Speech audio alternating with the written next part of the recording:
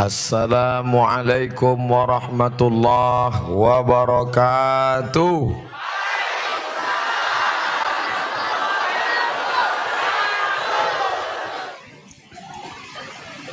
Anak raja pergi ke Makkah, pergi ke Makkah membawa karbon.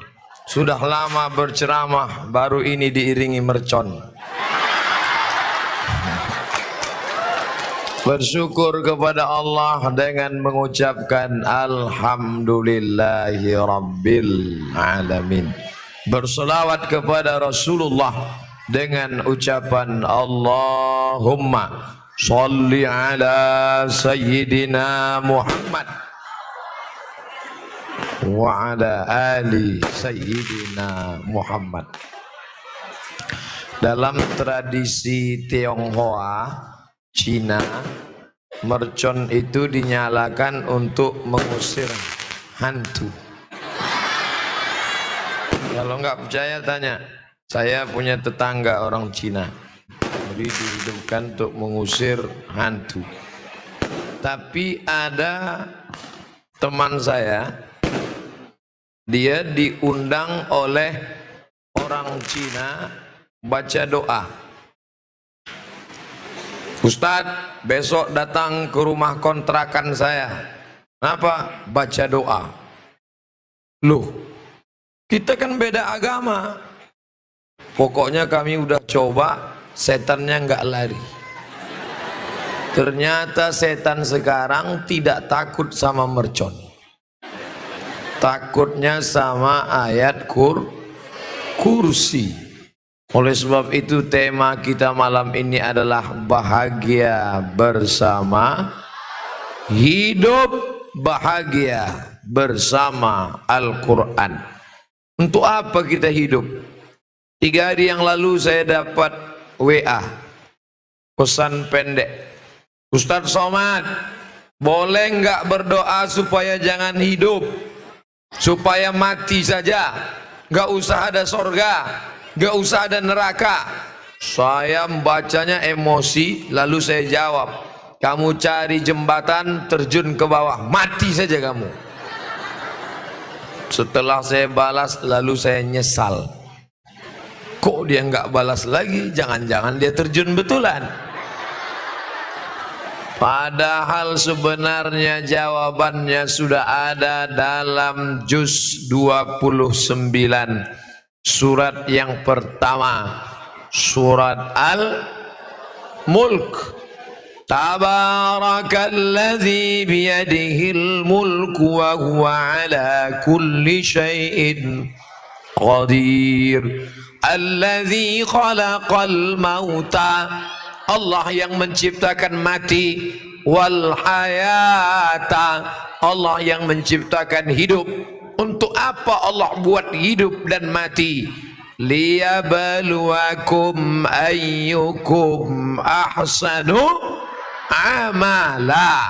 Allah buat kita hidup sampai malam ini karena Allah ingin kita beramal. Makanya malam ini semua yang hadir ini insya Allah bernilai amal soleh. Amal soleh, bukan amal somat.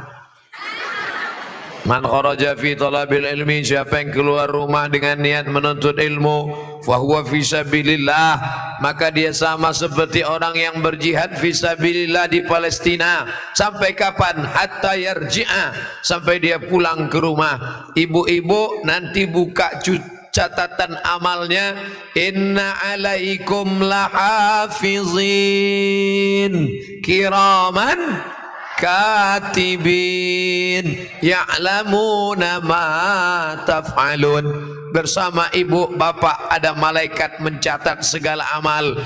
Ma yalfizu min qaulin, tidak ada satu kata pun yang keluar dari mulut, illa ladaihi raqibun atid. Nanti sampai masanya buku catatan itu akan diperintahkan Allah baca juz 15. Iqra kitabak, baca buku catatan amalmu. Di akhirat kita tidak disuruh baca Quran, yang disuruh baca buku catatan amalmu. Kafa binafsikal yauma alaika hasiba. Saat dibuka buku catatan amalnya, buku catatan amal malam jam 9, sinetron Korea. Tapi malam ini alhamdulillah buku catatan amal jihad fi sabilillah. Loh, kenapa bisa dapat jihad fi sabilillah? Saya kan nggak pernah perang di Palestina, kan nggak pernah perang melawan Serbia, Slobodan Milosevic, kan tidak pernah perang melawan orang kafir musyrik. Kenapa bisa dapat pahala jihad? Karena engkau di pesantren Al-Qur'aniyah bersama para ulama dan kiai-kiai. Ini yang di belakang saya ini doktor-doktor. Makanya saya tidak menghadap mereka. Kalau saya menghadap mereka, ceramah saya hilang. Yang di belakang saya doktor, yang di depan ini LCMA, lagi cemas menghadapi anak-anak. Bapak-bapak, ibu-ibu yang dimuliakan Allah Subhanahu wa taala.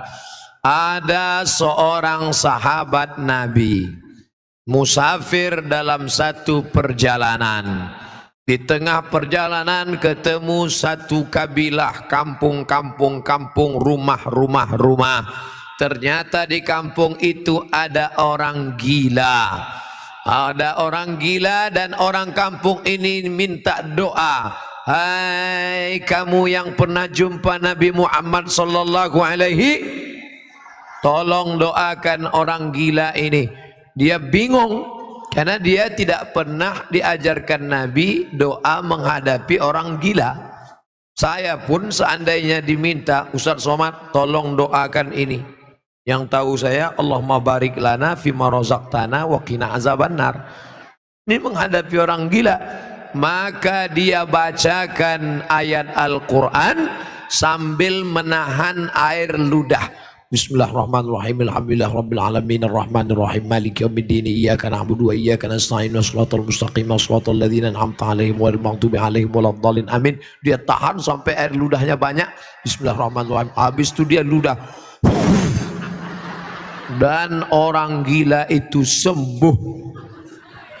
Riwayat ini ada dalam buku 37 masalah populer, ditulis oleh Abdul Somad LCMA.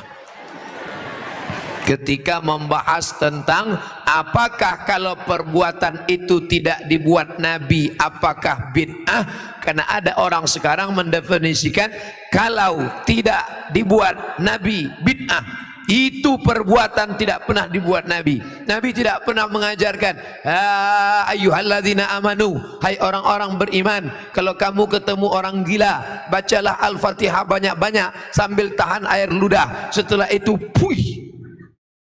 Tapi ternyata gilanya sembuh. Yang menyembuhkan itu siapa? Innama amruhu idza arada syai'an ayyakula lahu kun. Nanti kalau ketemu orang gila baca. Tapi kita biasanya ketemu orang gila ayatnya udah hilang duluan.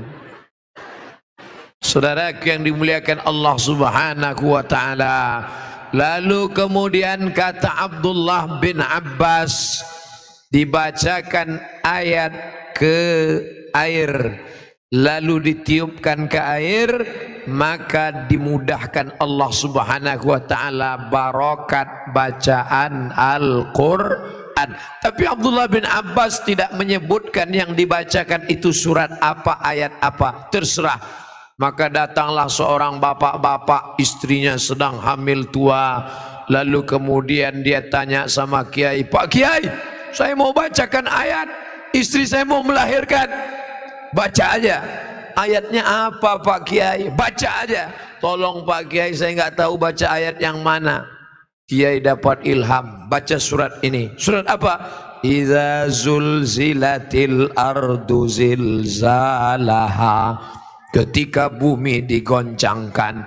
Wa akhrajatil ardu asqalaha, ketika bumi bergoncang keluarlah isi-isinya. Betul, begitu digoncang keluar isinya. Berkat kemuliaan Al-Quran. Ini Ustaz Somad ini ngawur ini. Yang saya ceritakan ini ada dalam hadis.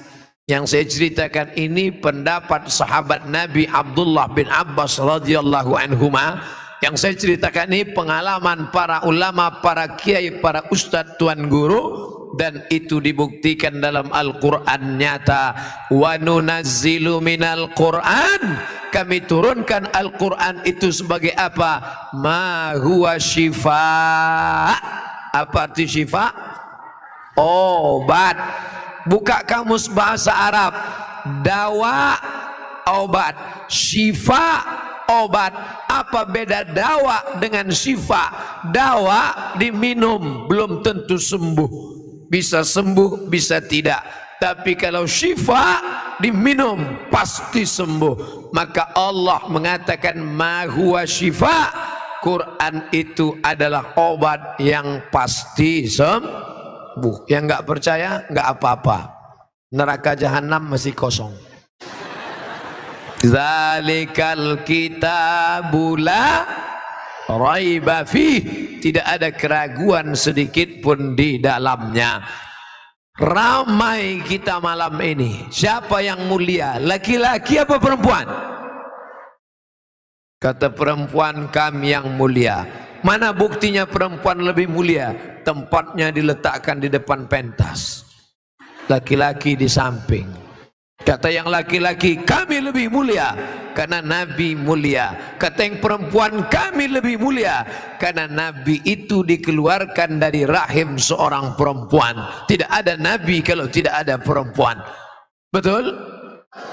Kata yang laki-laki, memang betul Nabi itu keluar dari rahim perempuan, tapi bapaknya Nabi tetap laki-laki.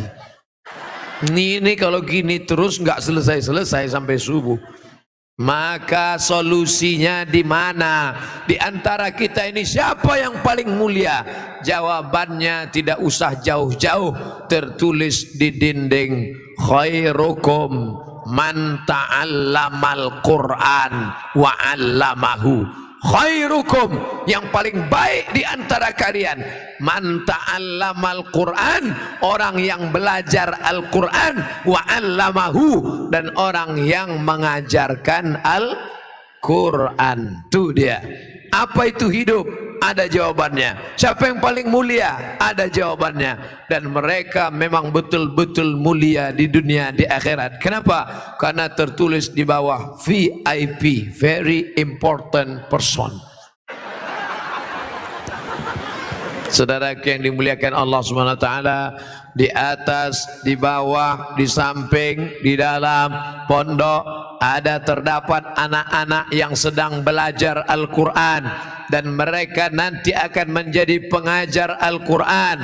Mereka inilah orang-orang yang mulia. Ibu pun ikut mulia karena ibu pernah mengandung orang-orang yang mulia. Bangkit di akhirat, di atas kepalanya ada tajun, mahkota, crown minan nur, dari cahaya. Yang lain kepalanya kosong, nggak ada apa-apa. Yang lain malah gundul kena rontok, kena penyakit tipus. Tapi ibu di atas kepalanya ada mahkota dari cahaya. Ya Allah, kenapa ini perempuan ada mahkota dari cahaya? Karena dia pernah mengandung anak-anak penghafal Quran. Amin. Jangan cuman amin doa, daftarkan anak Anda sebelum tanggal penutupan berikut ini. Sahabat saya jauh-jauh dari Riau naik pesawat 1 jam 40 menit untuk mengantarkan anak belajar sekolah di pesantren Al-Qur'aniyah. Bisa-bisanya bapak-bapak, ibu-ibu yang tinggal di sekitar sini tidak mengambil manfaat barokah dari Al-Qur'aniyah. Seperti pepatah mengatakan, ayam mati di lumbung padi. padinya banyak, tapi ayam bisa mati kelaparan. Kenapa? Karena dia tidak mau memakai paruhnya untuk mencotok padi. Maka ada ungkapan, jangan sampai rezeki dipatok ayam. Dulu rezeki dipatok ayam, sekarang bukan cuma dipatok ayam, lain-lain pun ikut mematoknya juga. Saudaraku yang dimuliakan Allah Subhanahu wa ta'ala, untuk apa anak kami jadi penghafal Quran? Saya enggak mau anak saya penghafal Quran, Pak Ustaz. Paling-paling nanti jadi imam tarawih. Saya enggak mau anak saya penghafal Quran, Pak Ustaz. Paling-paling nanti jadi guru ngaji. Saya enggak mau anak saya penghafal Quran, Pak Ustaz. Ini kalau ada orang ngomong begini, ini otaknya sungsang. Perlu dibawa ke message, diluruskan isi kepalanya, karena dalam kepalanya itu hanya duit, dunia, dunia, duit, duit, dunia, dunia. Sengaja Allah ciptakan lambung dengan otak jaraknya 3 jengkal. 1, 2, 3. Ini lambung, ini otak, supaya otakmu jangan cuman mikir lambung. Ada nggak makhluk yang otaknya dekat dengan lambung? Ada, udang. Maka disebut otaknya otak udang. Di situ otaknya, di situ perutnya, di situ taiknya, di situ lambungnya. Dunia kau kejar, akhirat tidak pernah mampir. Tapi kalau akhirat yang kau kejar, dunia akan bersimpuh di bawah tapak kakimu. Betul? Berapa banyak para penghafal Quran yang dimuliakan Allah Subhanahu wa ta'ala. Saya dengan mata kepala saya sendiri melihat orang-orang yang mau menerima calon menantu. Aku nikahkan engkau dengan anakku dengan mahar emas seberat 1 kilogram. Begitu 2 hari kemudian datang debit kolektor, rupanya kredit. Habis kau cari dunia, tinggal. Tapi ada orang yang menerima Al-Quran. Aku nikahkan engkau dengan anakku dengan mahar mengajarkan surat Ar-Rahman tunai. Hari ini menjadi orang yang ternama, dimuliakan. Namanya siapa, Pak Ustaz? Nggak boleh sebut nama, menjaga kode etik jurnalistik. Siapa yang memuliakan? Tu'izzu man tasya'. Allah yang memuliakan. Dan kalau Allah mau menjatuhkan, menghinakan, wa tuzillu man tasya. Ustaz Somad, saya enggak mau anak saya jadi ustaz, nanti kurus kayak Ustaz Somad. Anakmu hafal Quran bukan berarti selamanya semuanya. Lihat bakatnya kemana. Kira-kira anakmu ini hobinya kemana? Anak saya ini kemana-mana bawa martil, Pak Ustadz. Masukkan fakultas hukum. Nanti dia akan jadi hakim konstitusi. Setuju? Dia yang akan memutuskan perkara-perkara hukum hebat. S1, SH, S2, MH, S3, doktor. Dari mana? Leiden University Belanda. Kepalanya Belanda, tapi dalam hatinya ada Quran 30 juz. Siap? Siapa bilang tidak bisa? Masukkan pesantren. Di pesantren hafal Quran, bahasa Arab mantap, bahasa Inggris oke. Pulang kampung, Assalamualaikum. Waalaikumsalam. How are you today? Apik tenan. Loh, katanya bisa bahasa Inggris. Bahasa Inggris oke, bahasa Arab mantap, Quran hafal, tapi tetap tidak meninggalkan bahasa daerah, hormat sama orang tua. Bukan berarti dia angkuh dan sombong. Anakmu ini hobinya apa? Dari kecil anak saya kemana-mana bawa jarum suntik, Pak Ustadz. Masukkan fakultas kedokteran. Berarti dia mau jadi dokter spesialis. 2 kemungkinan. Kalau ada anak bapak ibu suka bawa jarum suntik, 2 kemungkinan. Pertama jadi dokter, kedua jadi pecandu narkoba. Tergantung kemana kita mengarahkannya. Ustadz Somad, kalau ada anak Indonesia yang hafal Quran, bawa ke sini, nanti dia dapat beasiswa full free. Itu yang ngomong siapa? Pak Rektor di Yogyakarta, Universitas Islam Indonesia, UII. Saya waktu ceramah ke sana, hafal Quran, bawa ke sini, kami tes, dapat beasiswa. Berapa juz Pak? 30 juz. Kalau yang juz 30 nggak bisa. Nah, nanti anak-anak bapak ibu hafal Al-Quran masuk. Saya ceramah di Solo. Bagaimana? Universitas Negeri UNS. Pernah dengar UNS?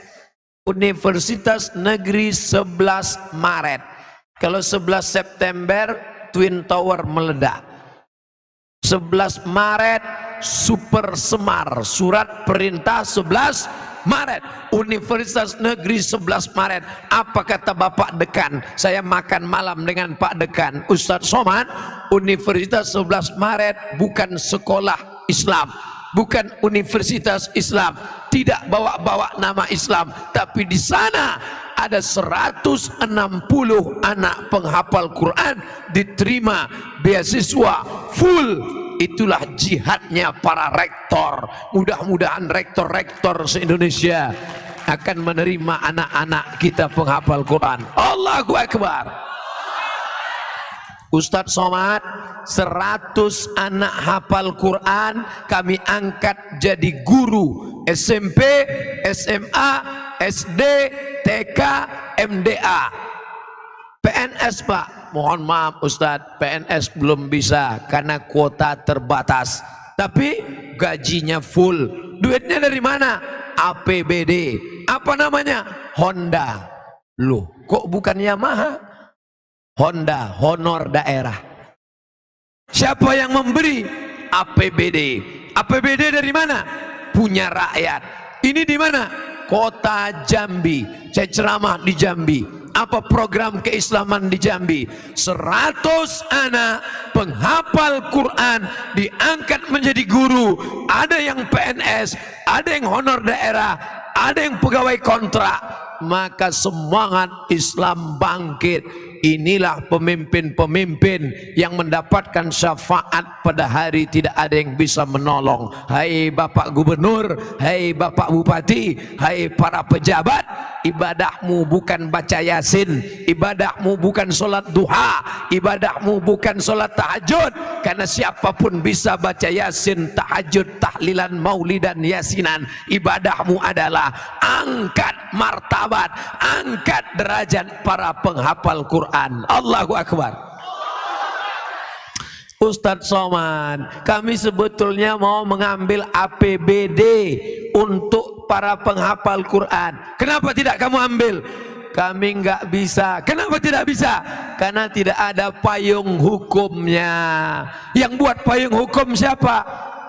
APBD dari daerah bisa diambil oleh bupati, gubernur, wali kota melalui payung hukum bernama Perda, peraturan daerah. Peraturan daerah itu yang buat siapa? DPR. Yang ngangkat DPR itu siapa? Ibu. Yang ngangkat DPR itu ibu. Makanya ibu luar biasa. Ini sedang bangkit, namanya gerakan emak-emak. Kenapa Ustadz katakan ibu? Kenapa bukan bapak? Karena bapak disetir oleh ibu. Papa kalau nggak milih nanti. Saudaraku yang dimuliakan Allah Subhanahu wa taala, kerumunan malam ini akan berubah menjadi kekuatan. Takbir. Kekuatan